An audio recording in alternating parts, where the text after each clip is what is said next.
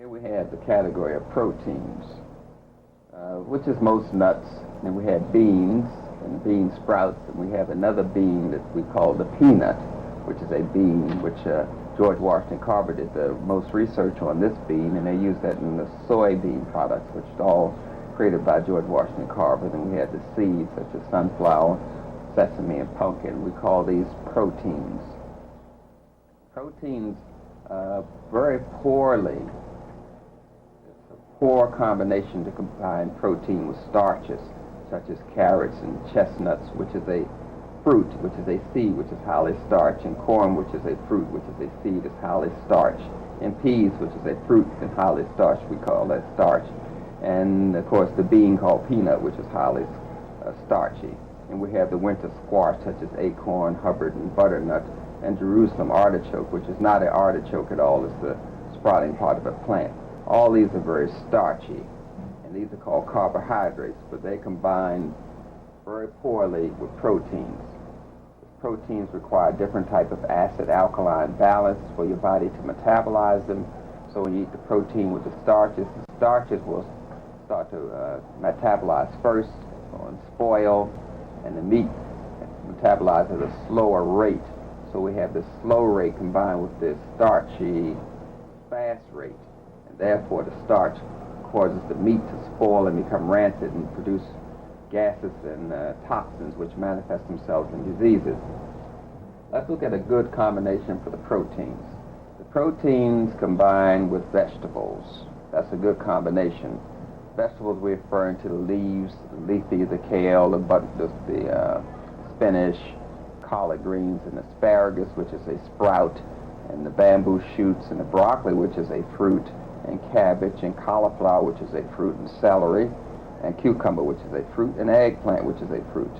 And we have the green beans, which is a fruit, and turnip, which is a root, and kohlrabi, and kale, which is a leaf, and okra, which is a fruit, and sweet bell peppers, and green peppers, and yellow peppers, which are fruit, and the summer squash, the zucchini, and the yellow squash, which are all fruits. But they are classified as vegetables based on their acid and alkaline starch ingredients. So we call these all vegetables. So what we have here is proteins combined good with vegetables. Now we have the starches, as I mentioned before, the carrots, the potatoes, the yams, all the starchy type foods. They combine with vegetables. So as you can see, proteins and poor combination would be starches. They don't go together. That's, in other words, you don't want to eat a hamburger, meat and potatoes. That's a poor combination. The only thing that combines with vegetables are proteins, with vegetables, starches. But you don't want to have a protein, a vegetable, and starch in one meal. You're either going to eat the protein and vegetable in one meal or the protein and starch with one meal, but you do not want to combine the protein with a vegetable and starch at the same meal. So eat them separately. Now another poor combination, you may want to raise this up some so you can see. Another poor combination is, you can raise it up some more. Another poor combination is proteins combining with acid fruits. That's a poor combination. Acid fruits taste acid in the mouth, but they're alkaline in the system. That's grapefruit, lemon, lime, oranges, pineapple, pomegranate, sour plum, and strawberries. Acid fruits do not combine with protein. Now you can fairly get away with combining acid fruits. That's a fair combination with subacid fruits, which we call apples, apricots, sweet cherries, fresh figs, grapes, huckleberries, mango, papaya, pear, peach, and sweet plums. Those are subacid fruits. And that's a fair combination when you combine acid fruits with subacid fruits. We do not combine fruits with vegetables or protein or starches. We do not combine them. That's a poor combination. It's going to cause disease. Fruit does not combine with meat and vegetables and starches. That's a poor combination. The subacid fruits, a fair combination would be combining them with the sweet fruits, such as the banana, the date, the persimmons, the raisins, which is dried grapes, and the dried fruit. That's what we call sweet fruits, and that's a fair combination to combine it with subacid fruits. So we have subacid fruits can combine with acid fruits. Subacid fruits can combine with sweet fruits. But sweet fruits and acid fruits do not combine. That's a poor combination. In other words, you cannot eat oranges with bananas. You cannot eat oranges with bananas, or lemons with bananas, or dates, or persimmons, or raisins. You do not combine the acids with the sweet fruits. So none of these fruits, the sweet fruits, the subacid fruits, and acid fruits, combine with meat, protein, beans, nuts, and seeds, or vegetables, or with starches. So we have to start combining our food properly in order not to get into a diseased state. Of course, avocados are rich in fat and are best combined with green vegetables. Avocados go with green vegetables. Then we have tomatoes. They may be best eaten with non-starchy vegetables and proteins. In other words, tomato, which is a fruit, and avocado, which is a fruit. Tomato can be combined with vegetables or with the starches, non-starchy vegetables. The melons of all kinds should be eaten alone. That's the watermelon, the honeydew melon. They are best to be eaten alone.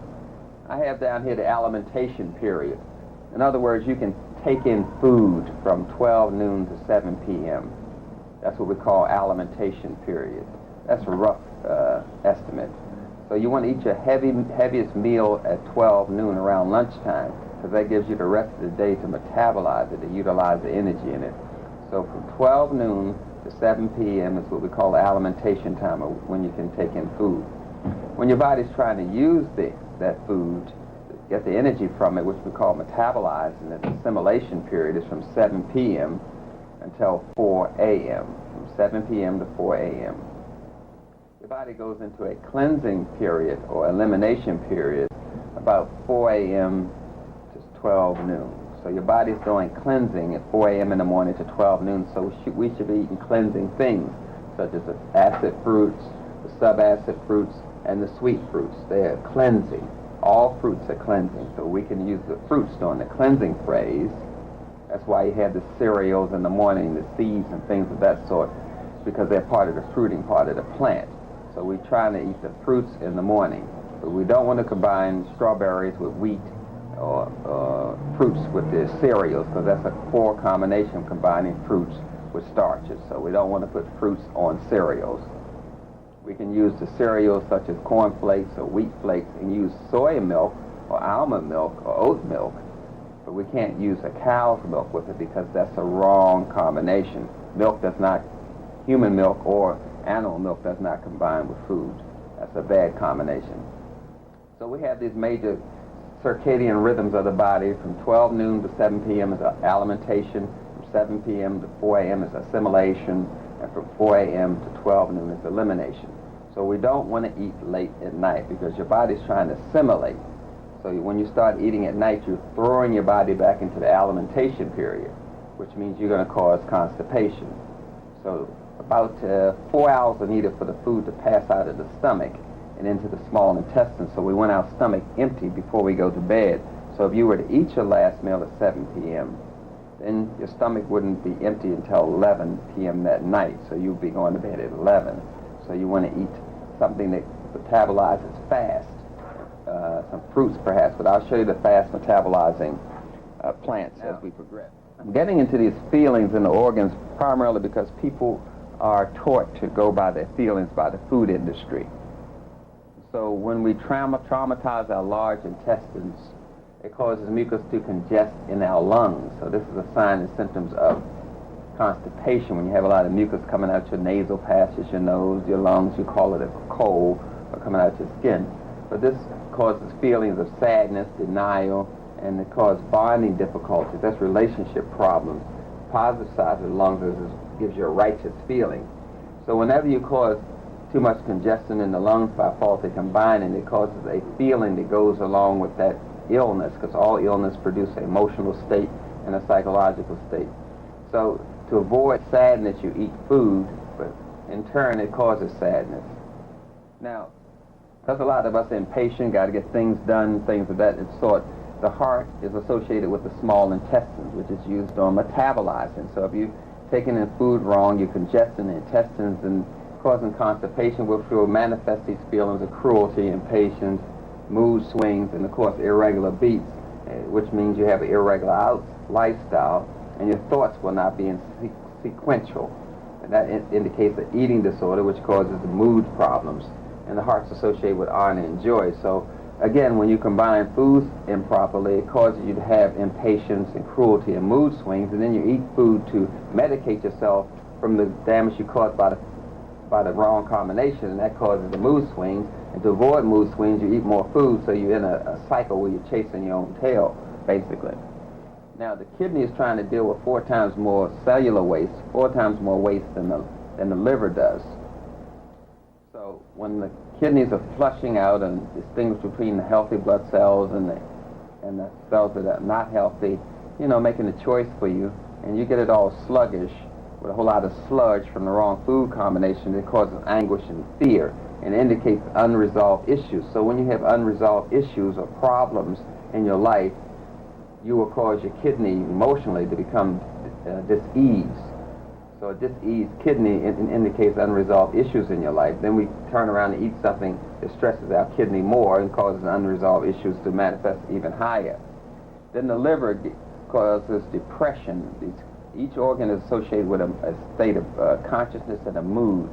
So when you're eating a lot of chemicals such as bleached white flour, white sugar, or drugs, they traumatize the liver and causes depression and cause your energy to be unstable, because the liver feeds the brain and helps you keep a steady energy state.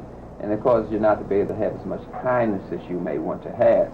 So when you feel depressed, you eat, and then the constipation causes more depression, and then you're back into it. So we have to be aware that these feelings are associated with food.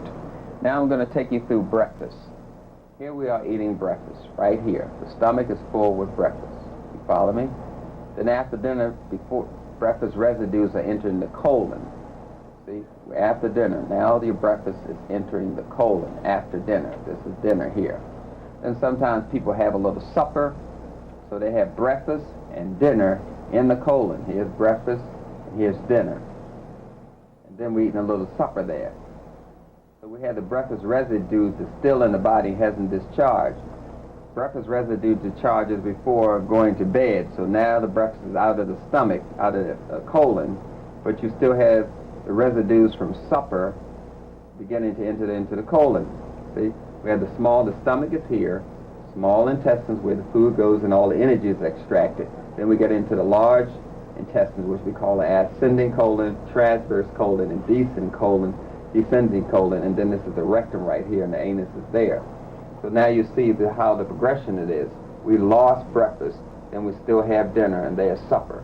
Breakfast is gone, now we still have this supper passing out. This is constipation. Before breakfast on the second day, the dinner is still in the colon from the day before. So we're having a problem here. So we come in again on the second day with breakfast, and we still have supper and dinner in the colon because we haven't waited a proper amount of time between meals. 4 hours allow the stomach to empty, basically. So after breakfast on the second day, supper residue is ready to be discharged, and thus the cleansing away for the day's meal. So we got to get this colon emptied to get ready for the next meal. We got breakfast, and colon isn't thoroughly emptied, which it should be. This is day one of constipation, where we have breakfast, lunch, supper, and dinner all in the colon, and it can't handle it, so it becomes clogged up with waste inside, and this waste accumulates and accumulates and accumulates, and finally it closes up the small intestines and large intestines. So we have the ascending colon, transverse colon getting all clogged up here, and then you see the descending colon getting clogged up in the rectum. Getting clogged up, and this is going to irritate the rectum, and then you're going to get into colitis, which means inflammation, because the waste is causing irritation. Now we have atonic constipation, abnormally distended descending colon. Look at this. This is the ascending, transverse, and descending. Now we have atonic constipation. Your muscles have lost the tone, they can't contract and help push out the food, which we call peristaltic action, so they swell up. Then it swells up with this food and waste. Then we get into spastic constipation. Now with the spasm, it just to completely collapse in spasm because the muscles inside of the colon become arthritic, rheumatic, because it's clogged up with waste and it can't function properly. It balloons out, then it collapses on you. Then we have what we call the prolapse, where the waste, here we have this is the ideal colon. Remember, ascending, transverse, descending. This is the stomach. This is the small intestines. Right here you have the appendix, where squirts out an antibiotic. See, sometimes the food comes out the small intestines is really too toxic for the colon to deal with, and the appendix squirts out an antibiotic to help get rid of the toxicity of the food coming out of the small intestines. And then it becomes, the same process it becomes spastic, and then becomes distended, and then it collapses and gets inflamed, and we have appendicitis there. So now we have constipation. All the meals backed up, and the colon is prolapsed. We have ascending, transverse. It's no longer going straight over. It's prolapsed down because of the waste inside of it. It's too heavy. The muscles lose their tone. They can't contract and expand. They give up on the foot race because you're constantly constipating the system. They become irritated, inflamed. We get into colitis. Now, we understand that each organ helps us make a choice on how to feed ourselves in a positive fashion now. But we associate sweet with the pancreas and the spleen. Someone who's eating a lot of sweets, they're having a craving. The pancreas is calling for the type of energy you need, but then you eat the wrong type of sweets like white sugar products or syrups of sort, which is too much sugar at one time. You need about 3 or 4 pancreas to deal with white sugar. So we have the pancreas and the spleen associated with sweet. Here's some of the signs and symptoms of some problems with the pancreas and spleen. Wet mouth, ulcers, greasy foods, indigestion, heaviness of the body, and of course of the lower body. So all of these are indications that you're having problems with your pancreas. When your mouth stays wet, you have that wetness around it. You've seen people like that. And ulcers, greasy foods, and indigestion. Now how we treat that condition, we treat what we call diabetes mellitus, which is actually a disease of the pancreas with bilberry, sometimes huckleberry leaves, we call it. And of course, golden seal helps stimulate the pancreas to make something called inulin, which turns into insulin. So we treat the pancreas with bilberry primarily, sometimes called huckleberry, and golden seal. Dandelion root is good for the liver and pancreas, and also for the pineal gland. Yarrow flowers are good for skin, tumor, and of course good for the pancreas. And cardamom, which is a seasoning. Then we have the vitamins, vitamin B1, vitamin B2, iron, and magnesium. All of these are supplements we use to treat the pancreas and spleen. Especially when a person has a craving for those greasy foods, people that have to eat a lot of fried foods. So we associate this taste, sweet, with these symptoms, and of course with these organs here. Now, certain smells are associated with certain diseases. We have the ammonia-type smell. You smell urine, it has that ammonia, strong odor to it. That's a kidney disease. When you get into an apple kind of smell, we associate that with the plague.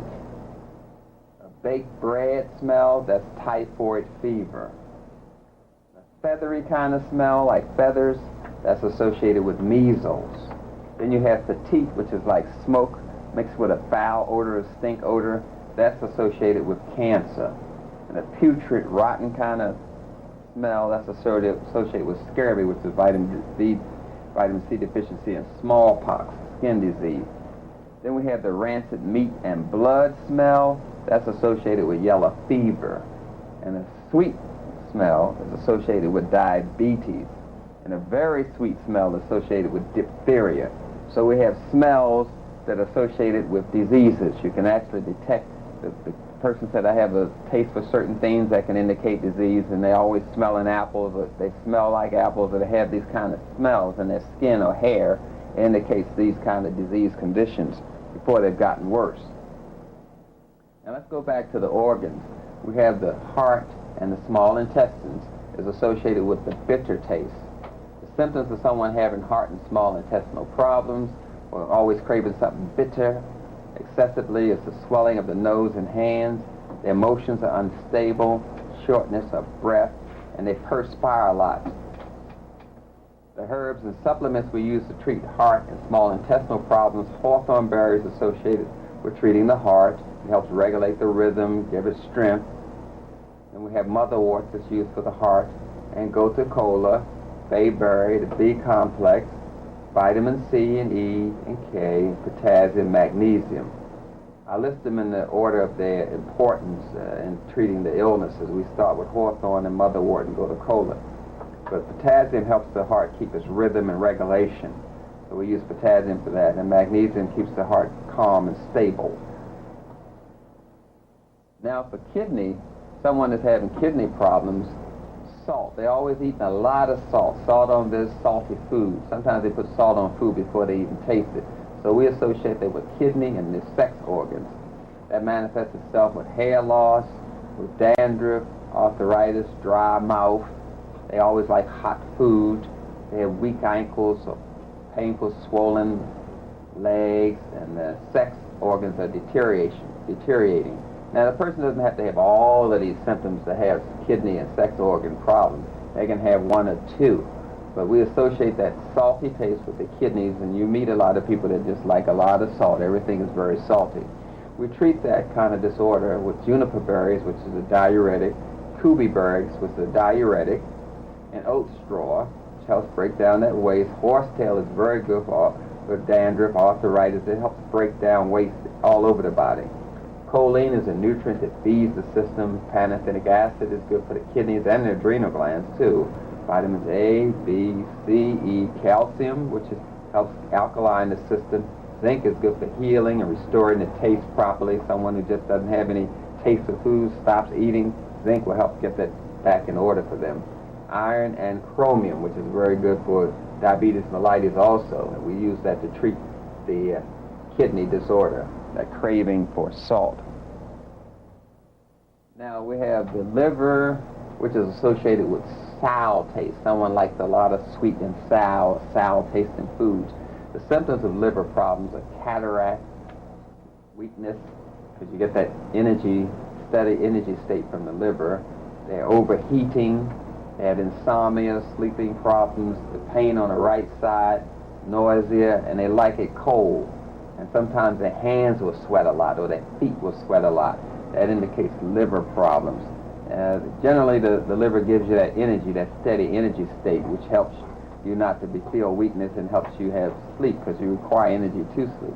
Now we treat the liver with milk thistle, Oregon grape, dandelion root, wild yam, which is also good for birth control and good for estrogen. Some ladies use wild yam cream on their skin to help them with hot and cold flashes or menopause or anything related with female kind of diseases.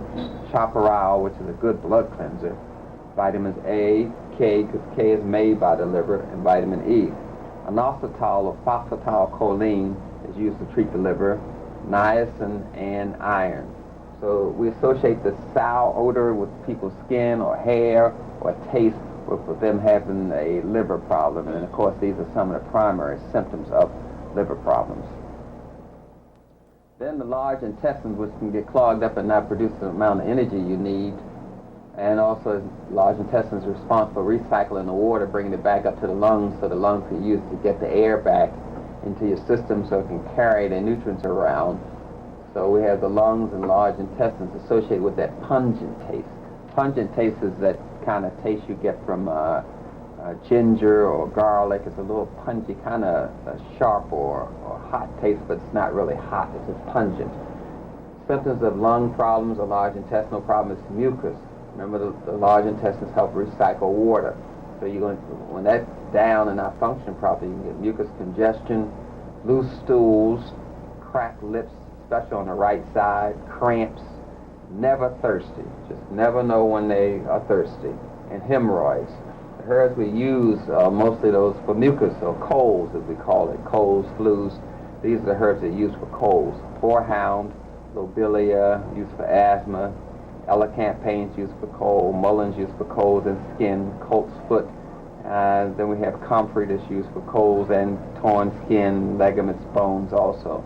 Vitamins A, C, D, E, and biotin and potassium and iron are the supplements we use to help a person that has that pungent kind of odor or taste for food all the time and having lungs and large intestinal problems. Now you have noticed that our lifespan as African people at the minimum was 150 years of age. That was the aging adult. Then we had middle age, then we had young adults, and then we had youth. We never had a category called teenager in African culture. That's something the Europeans kind of produced. They were never able to get into puberty because most of them will usually die before they even reach 20, so they manifest this new category in here called teenager. In the case of their lifespan was very short. So we have this youth, young adults, middle age, and aging adults, which we call the elders. Now our lifespan has been decreased, as you can see. It's been decreased. We're between 65 and 60 now. That's living a long time. As you can see, we had the puberty here, and we had the menopause here. 80 years of age in African women. Now menopause is occurring in 40. So we had ladies just getting into menopause at 80, which is a deterioration from 200 years of age, which African people have.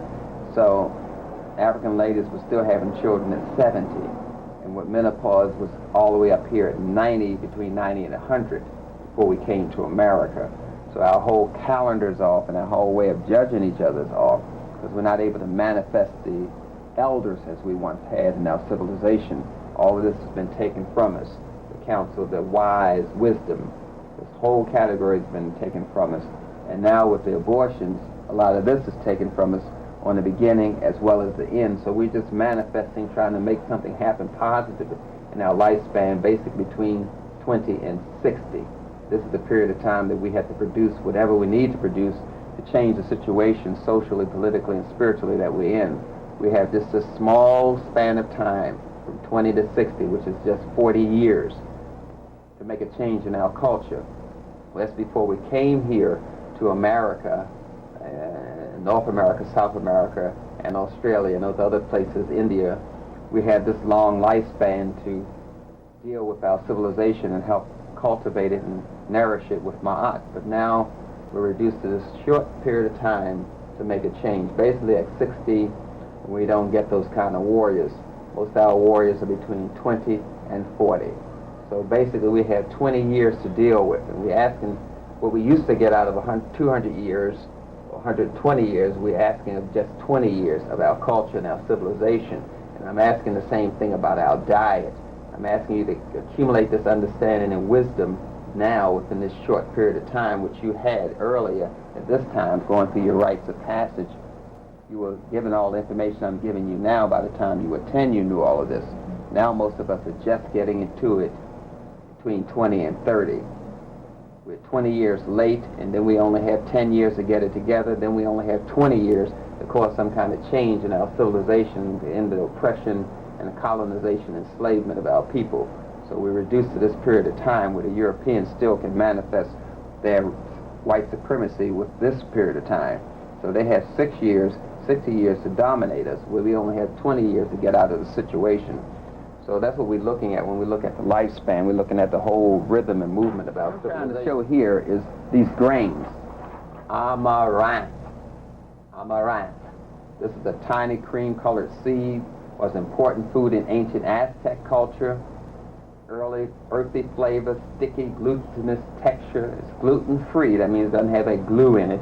And it has a lot of high protein, calcium, phosphorus, iron, and fiber, as well as lysine, which is good for infection, and methionine, which is a growth hormone stimulator. So we want to get away from that wheat. It's very acid, causes a lot of bulk. We want to get into amarantha. Here's another grain we want to start eating, kamut.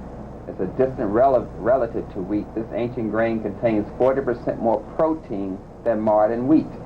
So already we're looking at two grains that have more protein, better for us, the amaranth, the kamut, and then we go to the millet. Millet is a small yellow bean-like grain used as a staple food in Africa. Of course, China and India too. There's a nutty kind of flavor. It's a good source of potassium, magnesium, phosphorus, and B vitamins. It's less allergic than wheat and corn, and it's naturally alkaline. So it's good for people with sickle cell anemia because it's easy to digest, and our systems are more alkaline than Europeans. European body's more acid. We have more fermentative bacteria in our digestive tract. The Europeans have more putrefactive bacteria, which means they're more akin to acid food and meat. We are more alkaline. Then we have quinoa, or kiwa.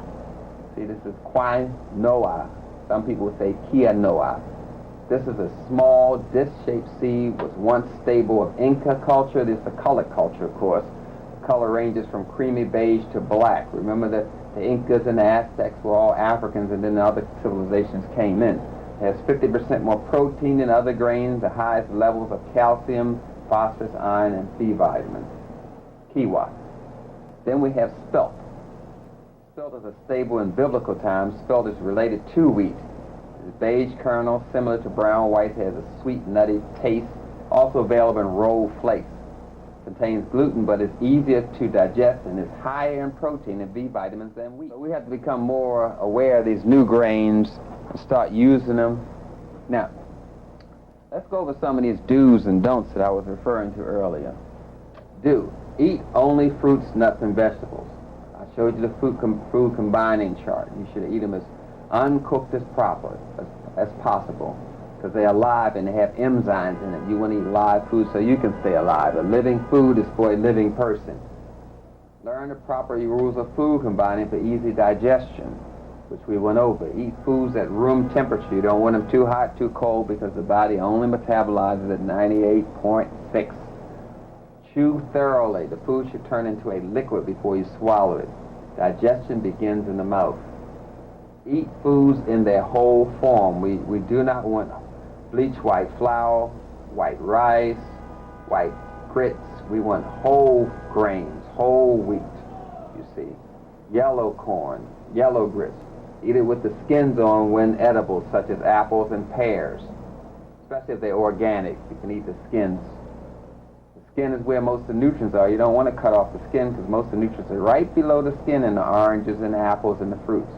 Make your meals look attractive. You want them colorful. It's just like dressing yourself. You want to dress your plate the same way. Avoid product that is wilted. When you see wilted leaves that don't have enough pep to them, you know the nutrients are gone.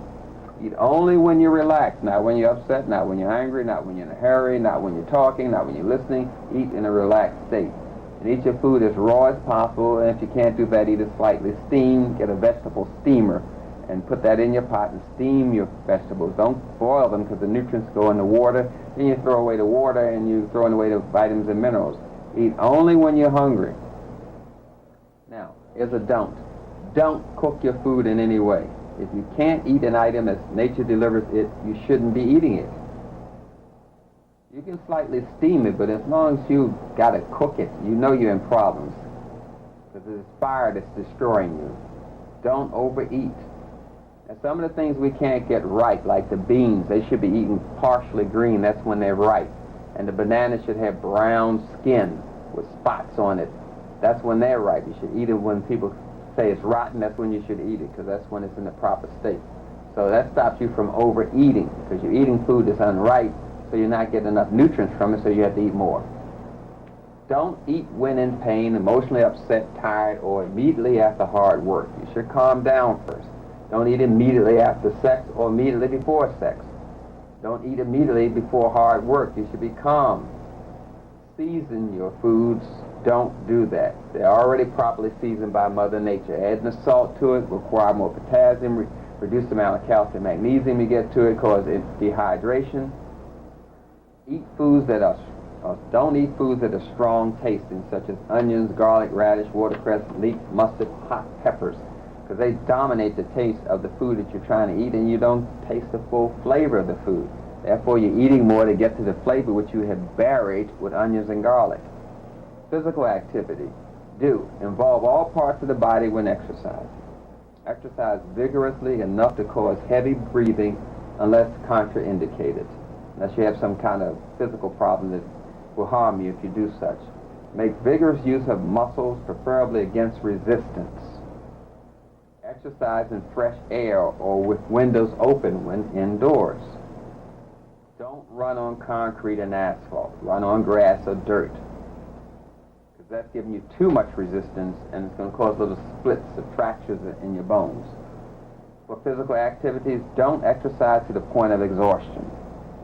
Don't deep breathe without being active at the same time. If you're going to deep breathe slowly and exhale Exhale slowly. Exercise. Don't exercise immediately after following a meal. The food has to leave your small intestines, your stomach at least. That takes about 4 hours. Don't prolong muscular contractions beyond a few seconds. Now, the temperature. Do maintain a comfortable temperature at all times. Dress for comfort and not for fashion. Sort of like in the winter when you have the inside of the house 80 degrees and you're dressing like it's 30 degrees. You should dress for the summer if the temperature's summer. So you should have on summer clothes in the house during the winter and winter clothes for outside. You have to dress according to the temperature and dress for comfort. Don't take hot or cold baths. It should be lukewarm. You take it too hot, you're taking all the oil out of your skin. You're going to get dry skin. Then you get the lotion put on your skin with mineral oil in it or petroleum, which dries your skin. You should take it not too hot. Light and sunshine. African person has to get sunshine to stimulate their melanin. We're sunlight-dependent people. Do expose as much of your skin to light as possible. Before dressing in the morning is a good time. You want to get that sun. You want to look at the sun, not directly, but on an angle in the morning to stimulate your pineal gland. We're sun-dependent people, melanin-dominant people. Use natural and not artificial light. As you know, fluorescent light causes cancer. We want to use sunlight as much as possible. Get the sun directly on your skin. Now, some people get full-spectrum light bulbs from the health food store, and some of the office supply stores sell full-spectrum light bulbs and fluorescent light bulbs, and those are the ones you should use because it helps stimulate your pineal gland properly, and that will protect you from radiation and diseases. Proper stimulation of the pineal gland. You can get that from full-spectrum light bulbs and full-spectrum fluorescent lights only. But you want to get sunlight directly on your skin. The rays penetrate only white, porous clothing. Dark clothing will reject the rays. Do use an enclosure to cut off the wind in inclement weather. You don't want the air coming directly at you. You want to deflect it. Do get your sun in cold climates through an open window while indoors, with artificial heat turned on to avoid undue chilling. You still want to get sunlight in the winter. So stand in front of the window. Get all the sun possible daily up to an hour maximum. You can get more because this is written for white people, preferably in the morning or afternoon. Get sun on closed eyelids. Don't remain in the sun for long periods. This is a waste of nerve energy and dries the skin excessively. If you're in the sun for long periods, you should be moving about. You should be dressed properly so you won't dehydrate. You should be drinking enough water, at least a pint or half a pint an hour at the least when you're out in the sun. Don't expose yourself to noonday sun because that's direct. That's the ultraviolet rays coming at you direct. It's rather harmful, but your melanin will protect you. Don't use suntan lotion. And don't wear sunglasses. Our ancestors did not wear sunglasses. You may have to wear them today because the light is reflecting off of cars and off of concrete, off of buildings, so you may have to do that just because of the artificial light coming at you. Water, do drink only when thirsty. Drink only enough to quench your thirst and no more. Drink distilled or spring water. Now, some of us are just not disciplined enough to drink only when we're thirsty, so we need to drink about 4 or 5 or 6 glasses a day. It's based on your diet. If you're eating a watermelon every day, then you don't need to drink that much water. You have to use your melanin, your common sense, to judge whether you should drink more water or not. If you're eating a lot of watery fruit, then you don't have to drink that much water. But if you're eating processed and cooked food, you have to drink more water because they took the water out in order to make it so you could, to grind up the flour in order for you to bake it, they took the water out. Now you got to put the water in. So cooked food requires more water. So you have to drink water if you can cook food. Don't drink with your meals. Don't drink and eat at the same time. That reduces the ability of the body to get the nutrients out of the food. It waters down your digestive enzymes. So we don't eat and drink at the same time. We drink an hour before meals or an hour after meals. Your posture. Do sit erect at all times. Even if you're sitting on the toilet, sit erect. Don't slump on the toilet. Sit erect on the toilet so you can get the proper pressure on your colon. Keep your head straight up while standing or sitting or walking. Don't walk with your head down or slightly down. Keep your chin up when you're walking because it helps you maintain your posture. Keep work or reading material towards you instead of moving toward it when engaged in sedentary activities. A lot of us bend our head to the book. Bring the book to your head. A lot of us bend our head down to the phone. Bring the phone to your head and keep it up erect. Do cease activity sometime during the day by sitting or preferably lying down. You should have basically what people would call a little nap. You don't have to go to sleep, but just stop being so active for half an hour, or as much as you can periodically during the day. 5 minutes here, 10 minutes there. Close the eyes periodically during the day for 5-10 minutes, as much as you can. Close your eyes for a short period of time, or get yourself a nice little break where you close them for 5 minutes. You have to put this into your daily round, your daily activities. Shut out light in the room as well as sound if possible. You have to have a completely dark room when you sleep at night in order to stimulate your melatonin. Rest when you're tired. If you have only a few minutes to rest, it is of value to not resting at all. 10 minutes is better, 30 minutes to an hour is best. But it's better to stop periodically during the day. Even if you're rushing around, say you don't have time, stop and rest for a moment. Don't read or watch television while resting. That you're not resting because you're working your brain. Rest is rest. Sleep. Go to bed early. You may have to take some chamomile, catnip, or valerian, or kava to help stimulate your sleep so you can get a proper rest. Select a dark, quiet, well-ventilated room for sleeping. Maintain a comfortable temperature.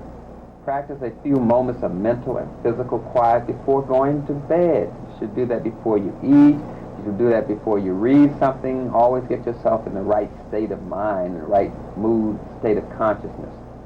Don't eat an extra meal before retiring. If you do that, then you're keeping your body up all night trying to deal with the food that you had. Your clothing. Do buy clothes of porous materials such as cotton. I suggest you buy cotton only. No synthetic clothing. Stops the air from getting to you. It also causes static electricity, and you can hold a lot of electromagnetic vibrations to your skin and it'll get absorbed by your bones or radiation. The synthetic material does that. Cotton won't do that, so it's best to wear cotton and cotton only. Wear light-colored clothing, especially during the summer. During the winter, you may want to wear dark clothing because it helps hold in the heat. Don't wear constricting clothing such as girdles, tight belts, tight stockings, jockey underwear. It's too constricting, especially with men. It doesn't allow the testicle to go up and down and keep regulating the temperature of the sperm. So we don't want to wear the jockey. We want to wear boxer underwear. Women should not wear synthetic panties. They should wear cotton panties so to get the proper air to the vagina, and it reduces the amount of infections and diseases of the reproductive system when you wear cotton. Clothing made of synthetics, don't wear it. Just don't wear it. Now we're getting into expression of the emotions. Do find something about which to be happy every day. Feed your emotions daily with good thoughts. You may want to do some positive affirmations, some positive meditation, pleasant sights and sounds, kind words, kindly touch, good deeds. This is feeding your emotional mind properly. Do couple negative emotions such as fear, grief, or anger with physical activity. You want to discharge the negative things out of your system, so you may want to do something to discharge the fear in a physical way. Do keep negative emotions at a minimum. Negative emotions, your body is built to deal with it. Your body is built to deal with acid. There's nothing abnormal about it, just how you use the negative emotions that make them harmful and how you use good emotions that make them harmful. You got to get back to a zest, a good feeling for life, a monotonous feeling for life. So do pursue some constructive, objective things. Something will help reconstitute our culture, rebuild ma'at, justice, reciprocity, peace. We have to do that daily, which will be practicing the principles of Kwanzaa. Engage in some activity which gives you fulfillment. Now the air. The air mostly indoors is more polluted than the air outdoors, actually. But do get as much fresh air as possible. Allow ventilation to maximum extent when indoors. You want to keep the room well ventilated, keep the fresh air circulating.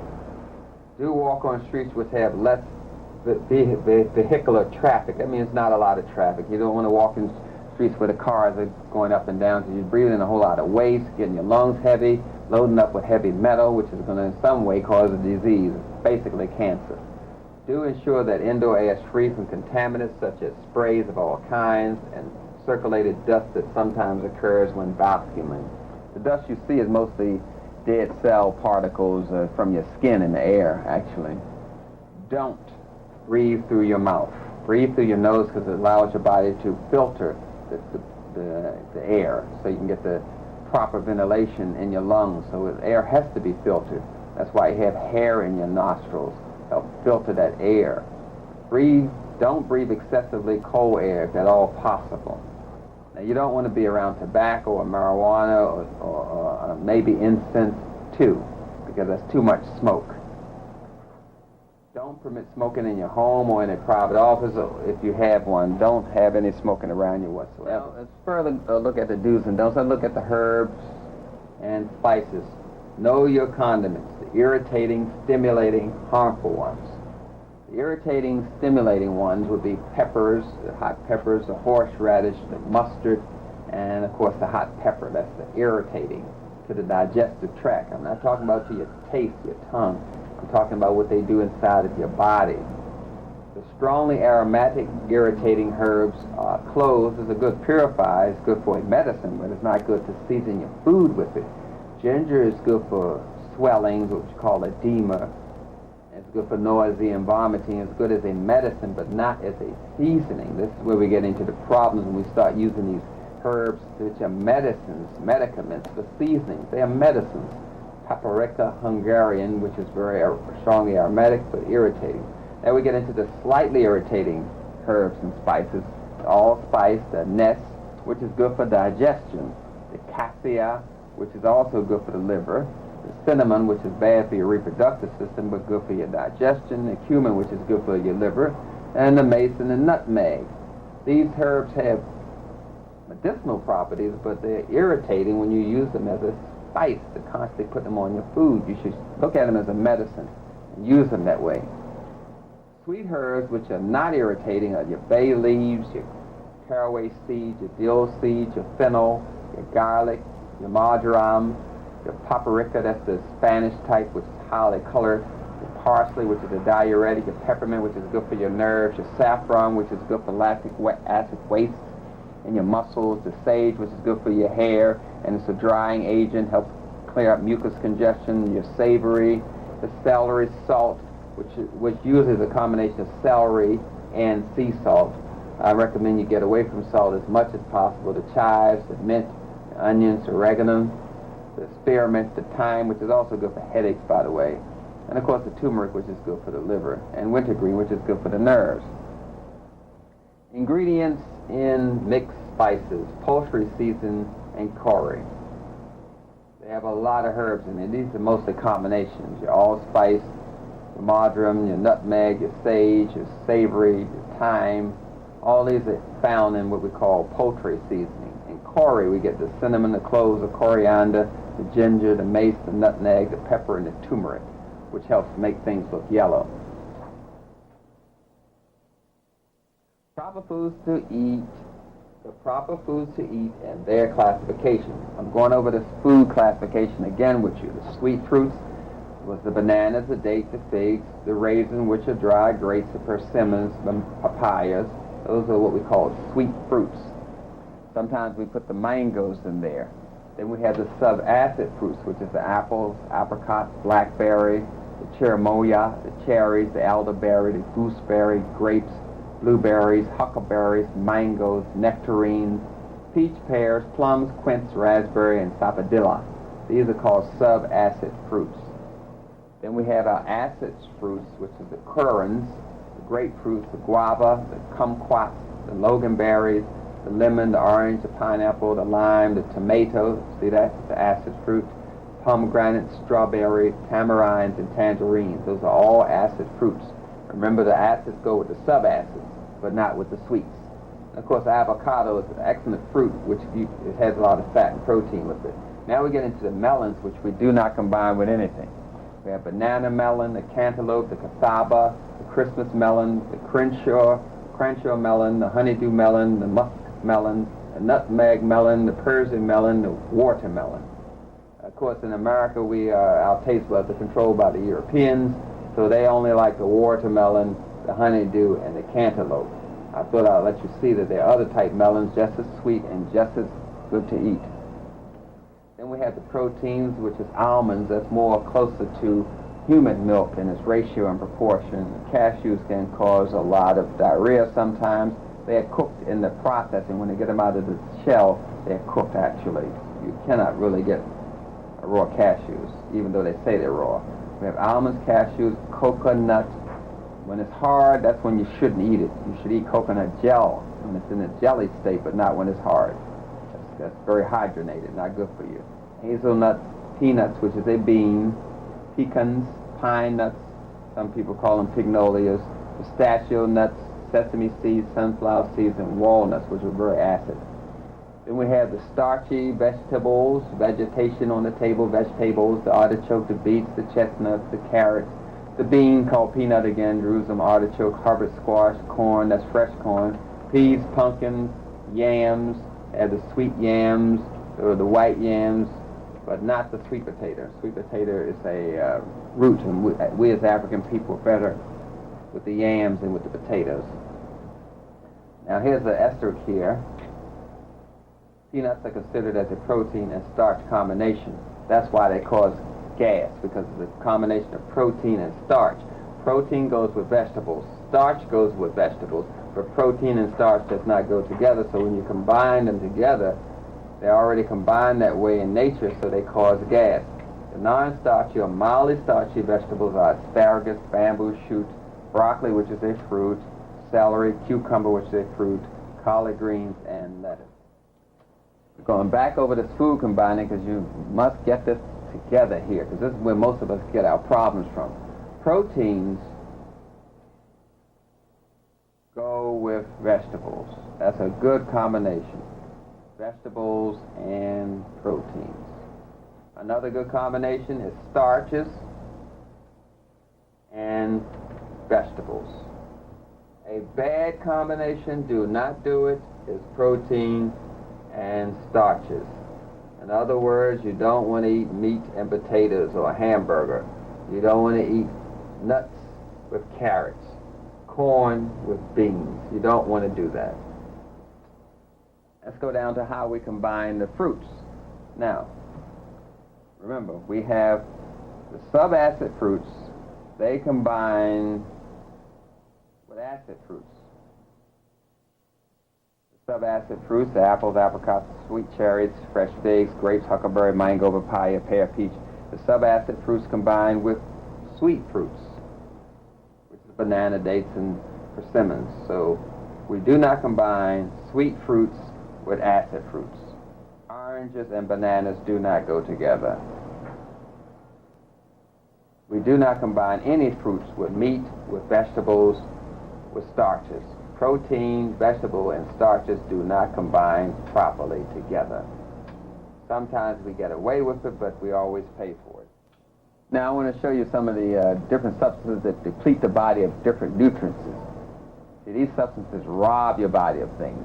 We have the alcohol, or acetic acid, which you call vinegar. It robs the body of magnesium, B vitamins, which feed your nerves, vitamin C, vitamin D, vitamin E, vitamin K.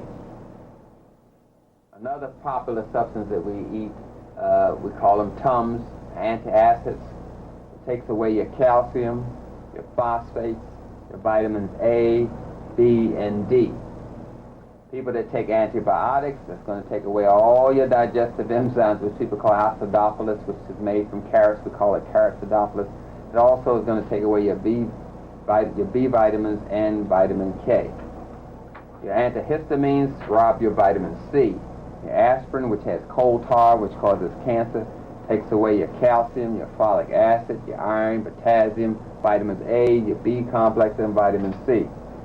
Just wanted to point out a few of the popular ones. A lot of ladies take the diuretics to stop the bloating or to lose weight, and that gets rid of your calcium, your iodine, magnesium, your potassium, your riboflavin, which is B2, and your vitamin C and your zinc. The diuretics do that.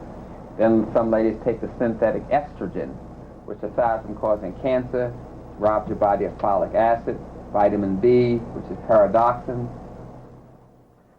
and of course a lot of people become laxative dependent. I'm not talking about the herb laxative, I'm talking about the synthetic laxative that you get from the drugstore that takes away your electrolytes, and especially your potassium, your vitamins A, and your vitamin K. And some people get ill and take penicillin. Penicillin takes away your niacin, B1, your niacinamide, your B vitamins complex, period, and takes away your vitamin C as well.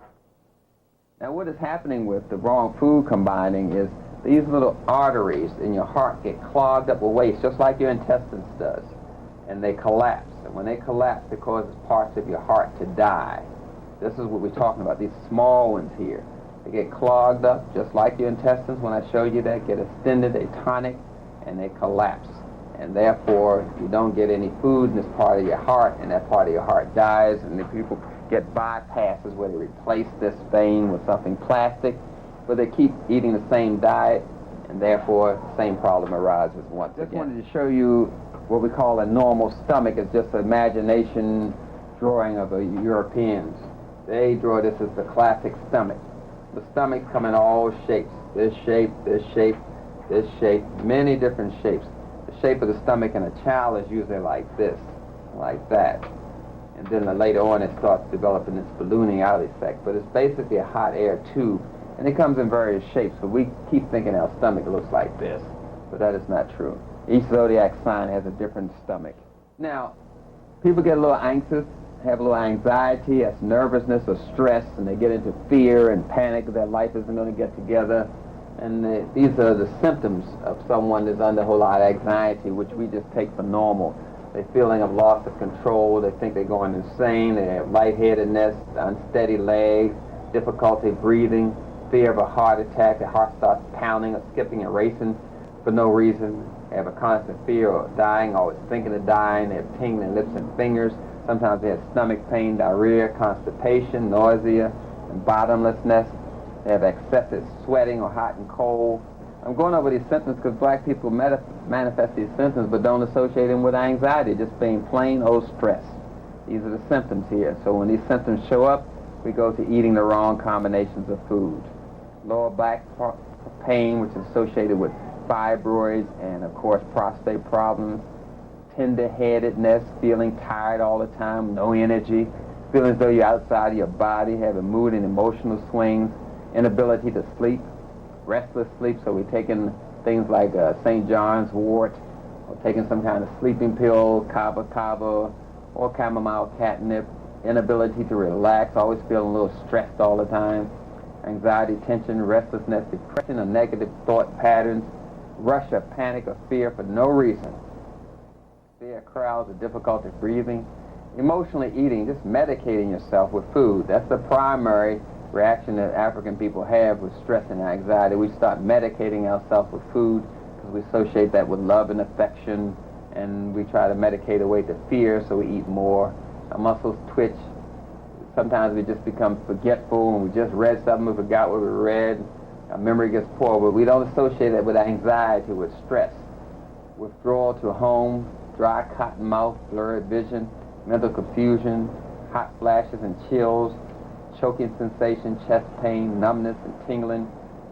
Some people get fear of darkness, like to have a well-lit house all the time, even they leave home, they leave a light on. Increased perspiration, flushed face, and constant gas, indigestion, and fear. Now, chronic fatigue is premature aging. If you're tired all the time, you are aging. Now, this is a balanced oxidizer chart. The balanced oxidizer has levels of its minerals that are almost perfect. See, we have the calcium, the magnesium, the sodium, potassium. That's a balanced oxidizer. The most powerful of all oxidation types has an oxidation rate that is just right, not too fast, not too slow. Balanced oxidizers are potentially the most productive people of all. Their bodies provide them with a steady, controlled, constant release of usable energy. They are happy, content, open, and uncomplicated. They possess an inner calm and steadiness. This is what we call a balanced oxidizer. Then we have the slow oxidizers here. As you can see, what we associate with a slow oxidizer, they had the calcium up too high, magnesium is low, sodium, all this is not balanced. It's all jumping around. The slow oxidation, meaning you can't get the energy out of your food, excessive fatigue, depression, dry skin, poor skin tone, acne, digestive problems, migraine headaches, constipation, overweight, or allergies, anxiety, low blood sugar, we call it hypoglycemia, which is a reaction to eating white sugar or syrup or honey, diabetes, deterioration of the bones, which we call osteoarthritis, heart disease, muscular dystrophy, the wasting away your muscles, multiple sclerosis, the hardening of the muscles, and asthma. All this is associated with the slow oxidation. These are just a few of the health conditions. There are a number of different types of mineral imbalance associated with slow oxidation. This explains why some slow oxidizers may experience some conditions and why other slow oxidizers may experience other conditions. It is important to stress that all of the above conditions can occur with fast oxidation, only they are caused by different biochemical reasons. Again, chronic fatigue is premature aging. That means that the minerals are not balanced. You can eliminate this by eating food properly. Then we can start getting into using food as medicine as it originally was used for. See, we have arthritis here. And these foods over here are the foods we use for the medicine for arthritis. Asparagus, beans, beets, blackberries, cantaloupe, cherries, collard greens, cucumbers, dandelion greens, dulse, which is a sea vegetables, endives, gooseberries, grapefruit, kale, mustard greens, okra, oranges, parsley, pineapple, pomegranate, pumpkins, quince, rhubarb, spinach, strawberries, sunflower seeds, tangerines, turnips, and wheat. All of those are used for arthritis. We're into using food as medicine and medicine as food. But that can only occur when people balance their diet. I want to show you some other foods they use for medicine. Say, for instance, sterility, reproductive problems. We have the same foods again, the apricots, asparagus, the beans, the beet greens, the broccoli.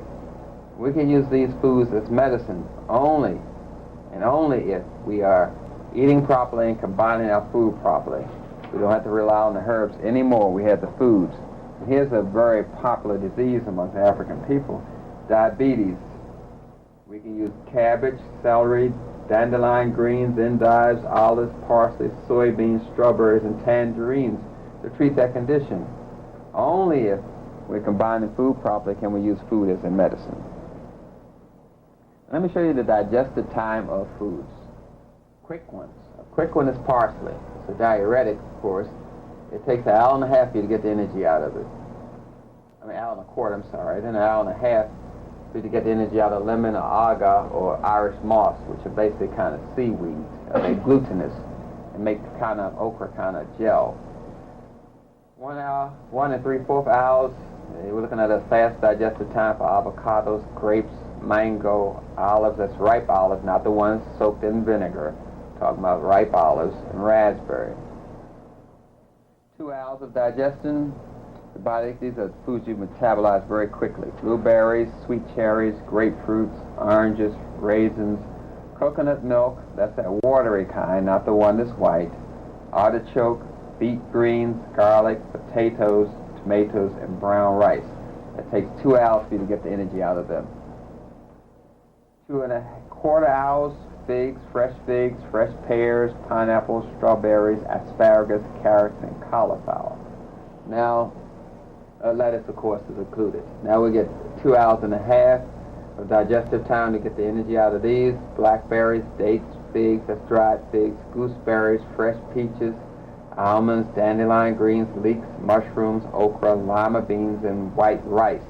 White rice, of course, we're talking about basmati. I'm not talking about bleached white rice, which is constipating.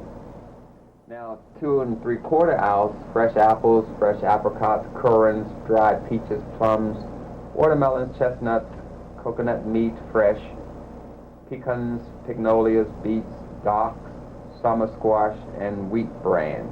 3 hours, banana and guava. That's why we want to stress those rules of food combining, because it gets you out of this trouble with combining the food properly. You just follow the right food combining, you don't have to worry about these digestive times. But when you combine them properly, you got 3 hours with the bananas, the guava, the lime, the dried prunes, the beech nuts, the filbert, walnut, broccoli, common cabbage, Swiss chard, sweet corn, escarole, endive, kohlrabi, rhubarb, spinach, winter squash, white beans, lentils, soybeans, and wheat germs. Remember I was talking about using soy milk and putting that on wheat.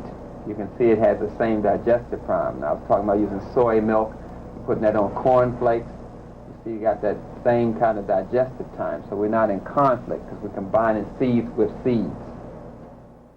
3 1/4 hours, that's cranberry, cantaloupe, cassava melon, honeydew melon, olive oil, pomegranate, cashew nuts, coconut meat, celery, cucumber, onions, sweet green peppers, and pumpkins.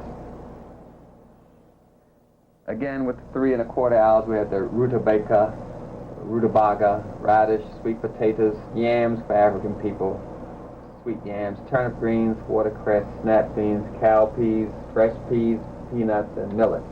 3 1/2 hours of digestive time, safflower seed oil, sesame seed oil, celery, eggplant, mustard greens, parsnip, dried peas, soybean oil, rye grain. Slowing down the digestive time, as you can see, 3 1/4 hours, persimmon, quince, red cabbage, barley, wheat germs. So you can see right here we have the right food combination. We have barley, which is a starch, which we can combine with red cabbage, or barley we can combine with wheat grain, I'm sorry. So we're looking at these combinations. Remember I was talking about putting the melons together, honeydew melons combined with cassava melons, with watermelons, we combine all the melons together. So right away we can see how the food should be combined properly. You're making a salad, you can use cucumbers, which is a fruit, with celery, you see, and you're not getting into any problems there because they have the same burning time, as we call it. Now 4 hours, we have Brussels sprouts, which is cabbage, horseradish, and turnips. They all take 4 hours to metabolize. Now we have acid and alkaline producing foods. Acid producing foods representing the total cc's of acidity over base per 100 grams. That's just the scientific way of how they establish what is acid. Now let's look at what is acid. Bleached white flour, white bread, very acid. Whole wheat bread, acid. Corn, acid. Crackers, acid. Eggs, meat, fish, beef, pork, chicken, veal meat, oysters, oatmeal, peanuts, and rice. All that's acid. And none of these we should be eating. We shouldn't be eating the white bread.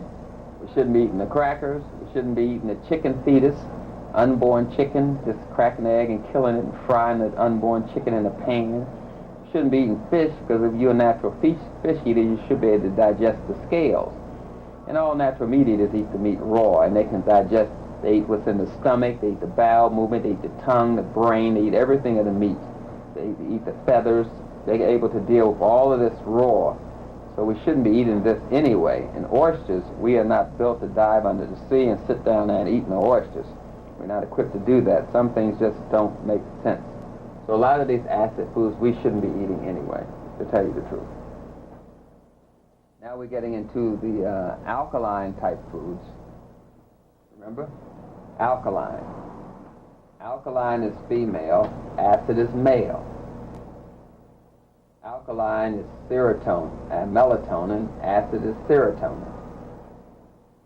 Alkaline foods: almonds, apples, asparagus, bananas, dried beans, lima beans, beets, cabbage, carrots, cauliflower, which is a fruit, celery, chestnut, which is a fruiting part of the plant, currants, which is a fruit, lemons, lettuce, cow's milk, which is acid after they process it, so you can't eat that, muskmelons, and of course, you know, cow's milk is not combined with anything, so there's nothing much you can do with it. The ash of some of these foods is alkaline in nature, but because they contain hippuric acid, they increase the acidity of the body.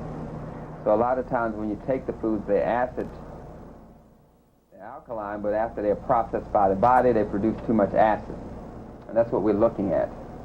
Got the oranges, peaches, pears, the potatoes, radishes, raisins. So we want to keep our diet 80% alkaline, or 70% alkaline foods and 30% acid, or 20% acid. Because all those chemicals, processed foods, damage the liver. The liver tries to deal with the bleached white flour, the bleached white rice, the white grits, the fried foods, the meat, the dairy, the egg. Tries to deal with all that oil, and it gets stressed. So we have to go and treat the liver, because when the liver is stressed, we lose our ability to keep our energy, our mind and mood start swinging. We have all these abrupt shifts. We can't sleep. We don't have energy, as I mentioned before, which is a sign and symptom of aging.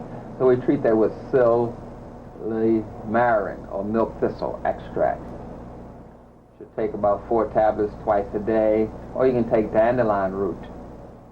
You can make a tea out of the root and drink 2 cups a day, or take the capsules, or use the extract. Artichoke leaves is good for the liver as well.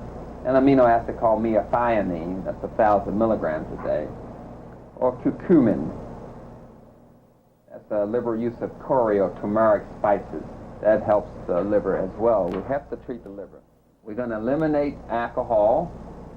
We're going to eliminate all simple sugars, such as sucrose and fructose and glucose, and another fructose, which is called honey. And they cook the fruit juice, which causes it to become white sugar. That's why it's there. Or they cook it in the sun, which causes the fruit sugar to become white sugar, to crystallize. That's why all that's there. We're talking about eliminating these sugars, eating the fruit in its natural state as much as possible. No processed, refined, complex hot carbohydrates. I'm talking about bleached white flour, white rice. I'm talking about potatoes. All that complex, refined carbohydrates, which causes low blood sugar and low energy. So we want to get away from those things that are low on the glycemic index. That's what we're talking about, the bleached white flour and the white potatoes, French fries and potato chips. All those things are refined, processed carbohydrates. We want to get away from that. We want to eat a diet rich in raw foods, low intake of fat. We got to get away from the lard and the oils and frying this and that. Some of us go to canola oil, but we want to get away from all of that fat. We need a moderate protein intake. Europeans eat too much meat, too much protein, which causes cancer.